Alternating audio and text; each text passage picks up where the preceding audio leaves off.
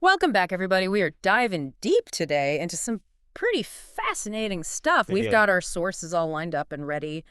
And All about the solstice. it is December. So, of Yeah. course, we were talking about the December solstice. And kind of a little dash of astrology thrown in there. A little bit. And a journey to the Galactic Center. To the heart of our galaxy. All right, so this is interesting. For those of us in the Northern Hemisphere, this longest night of the year might actually be the most connected time to the cosmos. So I'm talking about cosmic rays. Okay. These are those high-energy particles that are just showering down from space. Yeah, that's interesting. Because during the solstice, the Earth and Sun and the Galactic Center all sort of line up. Yeah. Imagine like drawing a line straight through. So almost like we're opening up this channel Oh, wow. for these cosmic energies to flow toward us. Oh, that's fascinating. Okay, so let's zoom in to the Galactic Center. Yeah. I mean, talk about a light show. Yeah. Right. It's like this incredibly dense, swirling region, just packed with stars, incredible concentration of matter. Yeah, it's mind-boggling. And energy. I mean, it's almost impossible to even picture the scale. What makes the Galactic Center so special is that it emits an incredible amount of energy, including gamma rays, Wow. which are like superpowered light particles. Okay. And then we have cosmic rays. These are charged particles, often protons, Okay. blasted out from events, Yeah. like supernovas. So it's like a constant cosmic firework display. In a way, yes. Yeah. And these cosmic rays are constantly zipping through space. Now, Yeah. during the solstice, we have the Earth's tilt aligning with Yeah. the sun, Right. solstice 101. Yeah. Longest night up north, longest day down south. Right. But here's where it gets interesting. Okay, hit me with it. During this long night, the Northern Hemisphere is in a prime position to receive a larger dose Okay. of cosmic rays. Right. The Earth's magnetic field, which normally deflects a lot of these particles, is weaker at night. It's like the cosmic shield Right. is lowered. For a few hours. No.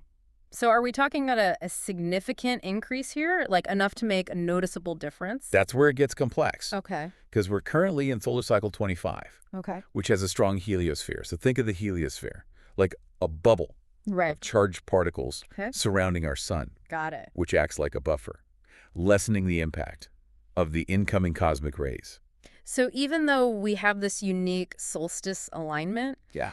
the sun's activity is kind of acting like a cosmic bouncer. Exactly. Okay. But even with the heliosphere, there's still a potential Right. for heightened cosmic energy reaching us, especially during this solstice alignment.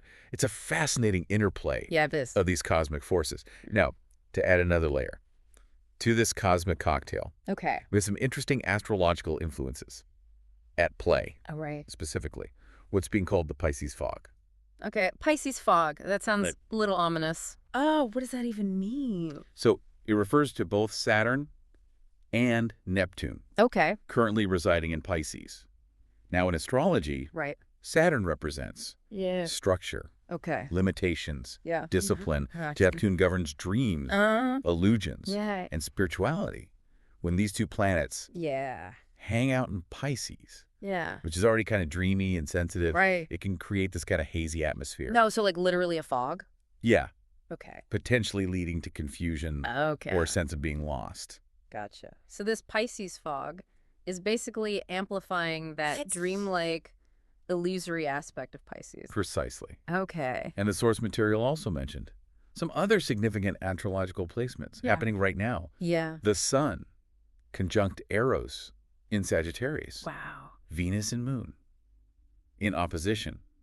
Even a grand air trine. There's a lot going on up there. A lot going on. Yeah. What really caught my attention was this idea of spiritual fakery Okay. and needing to be extra discerning during this time. Yeah, that feels especially relevant. It does. Now, with so much information, Absolutely. especially in the spiritual realm, like how can we tell Well, what's genuine and what's yeah. misleading? That's the crucial question for you to consider. Right. How do you distinguish between what your ego Right. wants you to believe Yeah. and what truly resonates with your soul? Okay. It's easy to get swayed Yeah. by what sounds exciting or Yeah. glamorous, but Right. true spiritual growth Yeah. requires a deep level of self-awareness. Totally. And discernment. I agree. We can't just blindly accept everything we hear or read. Now, within all of this Pisces fog and all these different placements, you mentioned something about the asteroid Eros. But isn't Eros associated with like passionate love? It is. In mythology, Eros is associated with passionate love and desire. However, in this astrological context, Eros represents a much deeper form of love. Unconditional love. Oh, wow. And what's fascinating is that Eros is currently conjuncted the sun. Amplifying its energy. Wow. Okay, so it feels like we're being bathed in this cosmic energy of unconditional love, you know, right when we need it most. And you mentioned this conjunction with the sun is amplifying Eros' energy. So what could that actually mean for us here on Earth? But the source material actually shared this really beautiful anecdote about the author's childhood bath turtle.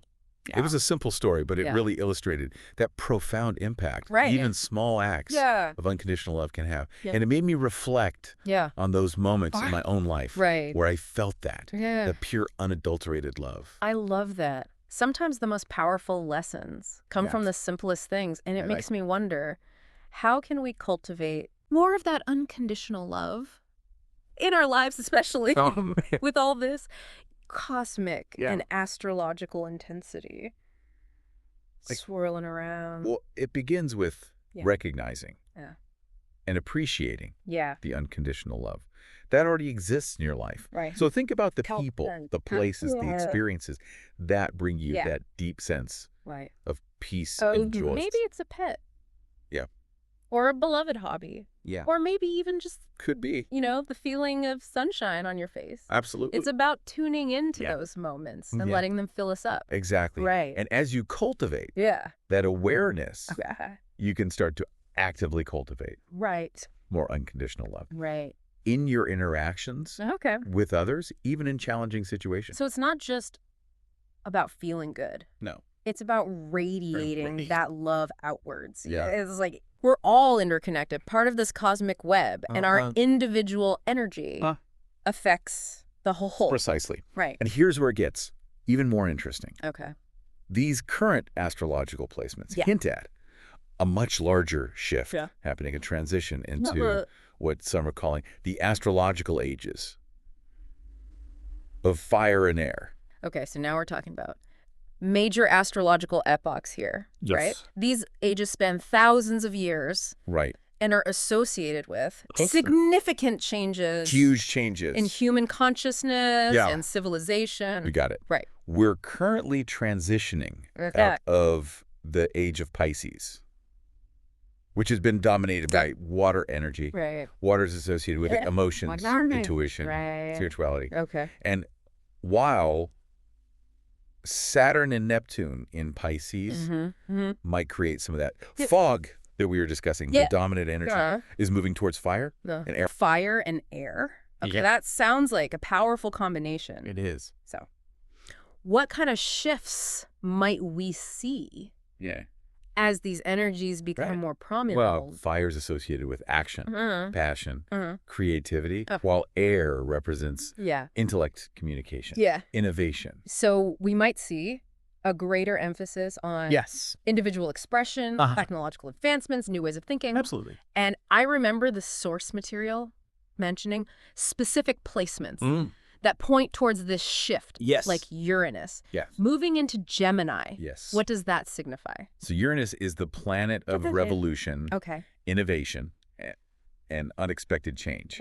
And Gemini is the sign of communication, information, and technology. So with Uranus in Gemini, we could see rapid advancements in these areas, potentially even breakthroughs that challenge our current understanding of the world. That's exciting. It feels like we're standing on the cusp of a new era, a time of immense change and possibility. But how do we navigate these shifts effectively? How do we make sure we're not swept away by the winds of change? That's where that grounding energy of Saturn comes in. Okay. Remember, even though the dominant energy is shifting towards fire and air, Saturn is still in Pisces, reminding us to stay grounded in our values, to cultivate inner stability amidst all this external chaos. So it's about finding that balance, that sweet spot between embracing change and staying true to ourselves. Exactly. It's about being both a revolutionary and a sage, embracing the new while honoring the wisdom of the past. So it's like we're learning this new cosmic dance, you know, blending that fire of action with the air of intellect, all while we're staying grounded, you know, in the wisdom of the past. Right. How does that Pisces fog fit into all this? Yeah. Is it something that we need to like get through to fully embrace that's a great question. this shift towards fire and air? You know, the Pisces fog isn't necessarily an obstacle to overcome, but rather an invitation to go deeper within ourselves. You know, it's about recognizing the illusion that we might be clinging to, the outdated beliefs that no longer serve us. So it's about getting real with ourselves, right? Shedding those layers of pretense or denial that might be blocking our growth. Precisely. And this idea of shedding these layers connects beautifully with a key theme, that the source material emphasizes letting go, what needs to be released, to die, to make space for this new era, and for this unconditional love to truly flourish. Ooh, that's powerful. It reminds me of that symbolism of death and rebirth, which is so often associated with the solstice. Yes. You know, it's like nature itself is showing us the way to let go of the old, to make way for the new. That's a beautiful analogy. And as we transition into these astrological ages of fire and air, this letting go theme becomes even more crucial. Fire purifies, air clarifies. It's about releasing that mental and emotional baggage, the limiting beliefs, anything that's holding us back from stepping into our full potential. So it's not just about decluttering our physical spaces. It's about decluttering our minds, our hearts, making space. Absolutely. For new possibilities, new ways of being, new ways of perceiving the world. Exactly. And remember, we have this influx of cosmic energy from the Galactic Center, potentially amplified by the solstice alignment. This energy can be a catalyst for transformation, helping us break free from those old patterns and embrace a more expansive way of being. This has been an incredible deep dive. I mean, we've explored the potential impact of cosmic rays, the mysteries of the solstice alignment, the challenges and opportunities presented by that Pisces fog and this overarching shift into the ages of fire and air. It's a lot to take in. It is. But I think the key takeaway is we are not passive bystanders in this cosmic dance. Absolutely not. You know, we have the power to consciously choose. Do we engage with these energies, how we navigate these shifts? Exactly. As you experience the magic of this solstice, dear listeners, as you feel those cosmic energies swirling all around you, ask yourselves, what does unconditional love mean to you? Good question. What are you ready to let go of? And how will you align yourself with these powerful energies to create a life that truly lights you up? Remember, you are not alone. That's right. On this journey.